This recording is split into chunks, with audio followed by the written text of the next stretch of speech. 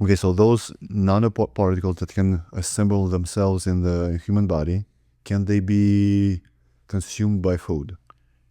Absolutely. Can it be consumed by air? Absolutely. The one that we get, let's say, clouds from? Absolutely. Rain, fog, snow. All of these findings are out there. So Did you here's, find any in the, let's say, in the snow? well, I've not tested the snow. I have seen studies where they're looking at those things. So how are these nanoparticles most generally getting in people? This is the xylocaine derivative, okay? That's anesthetic. When you go to a dentist, lidocaine, xylocaines, all of those canes now have this nano delivery system in it, okay? Unfortunately, what has happened is here in the United States is that we have been duped. Our medical health system has been turned into a form of weaponization against us. Okay. And if we look here, Dr. Ido Bachelet's nanorobots next to the xylocaine derivative, they're the same. So what I did discover is that people who lived in the cities and the suburbs, we were just lighting up everywhere.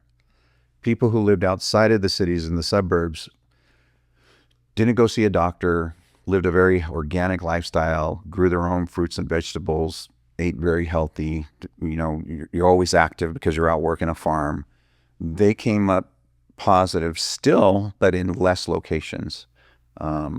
Prior to this study, I found 2 individuals who lived lifestyles like that, and they only lit up in like 2 and 3 locations, which I thought was amazing.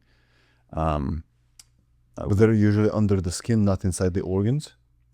Well, I don't know where they are specifically when I'm using this. I can only tell you what the machine is designed to do. Okay, but what about that example where they were extracting 10 of them?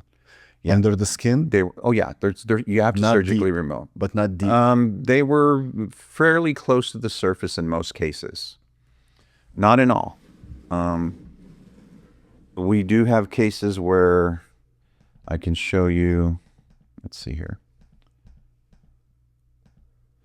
This is a high digital panoramic X-ray. Remember, I say they always come up positive in the right and left TMJ. Mm-hmm. This is the TMJ right here. It's nice and clean. Look over here. There's a foreign body in that one. Mm-hmm. Okay. The next image is of the same person, but an MRI scan. And I'll enlarge it. An RFID shaped object. It's right here. Yes. Where you get the shot when you go to a dentist. Okay. Doctors do it knowingly, or is it just in the Well, anesthesia? in most cases, no. Not knowingly. Not Just doing their job. They have no idea what's inside. correct. the I don't syringe. believe people get into medicine to want to harm people. I was a firefighter paramedic. I didn't get into it. If I were to known that if I was giving people the shots that I'm giving people out in the field was going to harm them, I wouldn't do it. Because of the oath. Yeah, you take an oath to do no harm. So most people don't. But I met a gentleman who was a dental surgeon, and we showed him some reports, showed him these images, and he said, Jesse, the dentist that did this knew, and he was told to do it. He goes, there are these teams called CERT teams, which are comprised of these task force agencies that involve law enforcement, FBI, sometimes military, and they'll involve medical professionals in order to do this. And he says they were ordered to do this. How did he know? He said he was part of a CERT team. Not U.S. only. Well, we can talk about that. Right now, let's talk about who has the technology. Okay. Well, the Russians have been in the forefront of this for many, many years. Russians. Yes. Igor. The ones that can do shit for 4 years in Ukraine. Yes. Basically, paper tiger. Well, they have been in the forefront of this type of technology for years. And President Putin, back when I was in 2010, gave a interview to the Politico. Those who master psychotronic weapons will be the superpower to rule the world. And right now we're in a new arms race. The U.S. has this technology. The Russians have this technology. The U.K. does. China does. And we know India does. Okay. I kind of skip why this is imperative. Please don't skip it. Yeah. Remember what Ewan Cameron was trying to do. Okay. He was trying to erase memory sets and imprint new memory sets. Install something in you. Mm-hmm. Yeah.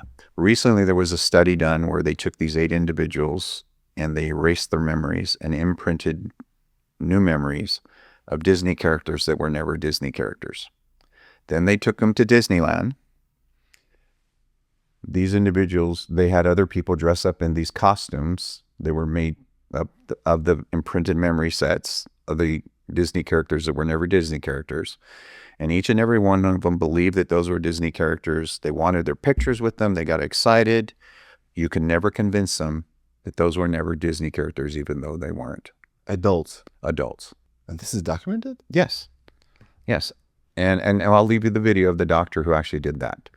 But what I want to show the audience next is there was a report that was released in November of 1995. It's called the New World Vistas report, and it was put out by the United States Air Force.